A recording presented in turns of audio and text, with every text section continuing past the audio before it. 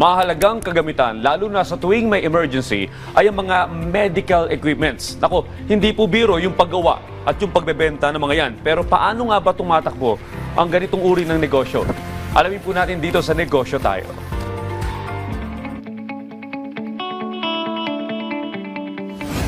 Nag-start po siya noong 2020. 2019 din po kasi empleyado po ako ng isang medical equipment and device. Nung parating po yung pandemic, March 13 ho, I decided to resign. And then 2020, kasi may mga ayuda na po tayo nun eh. Nakatanggap po ako 3 beses na ayuda sa government. So yung ayuda na po yun, 10,000 kada ayuda. So 30,000. Yung 30,000 po, pinang-start ko po siya. Kahit pa paano sa mga maliliit na item like yung mga mask, mga PPE, kasi mabibili mo po siya ng mura sa bangbang. Meron din po akong isang kliyente na nag-inquire about oxygen concentrator. Ang ginawa po sa akin, nag-down po sa amin ng 50% down payment.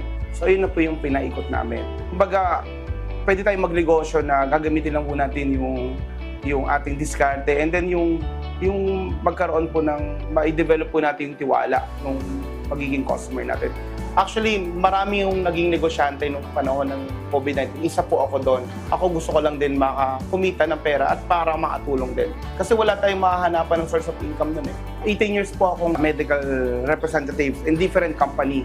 Naging manager din po ako, nag-handle din po ng tao.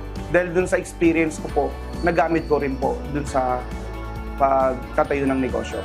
Pinagkumpara ko po, nung ako yung empleyado ng 18 years, wala po talaga kami maipon.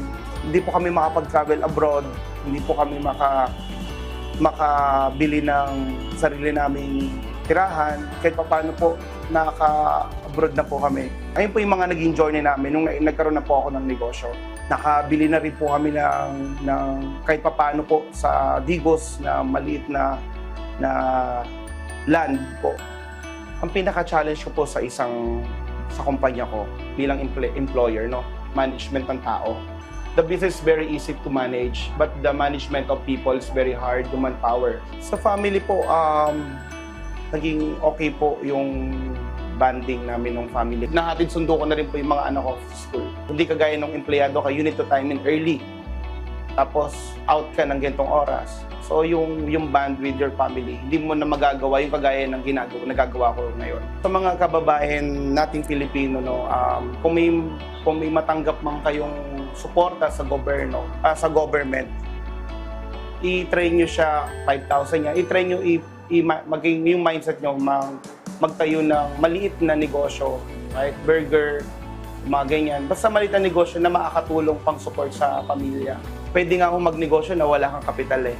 Talaga yung i-develop mo lang yung trust and good relationship dun sa taong makakausap mo. Kung meron po tayong maliit na halaga na pwede tayong magnegosyo, wag po tayong matakot. Magpatuloy lang po tayo. Kung madarapaman po tayo sa pagkakamali sa ating pagninegosyo, bangon po tayo at laban po para maiahon natin ang ating pamilya sa kahirapan. Kaya naman, tara, negosyo tayo!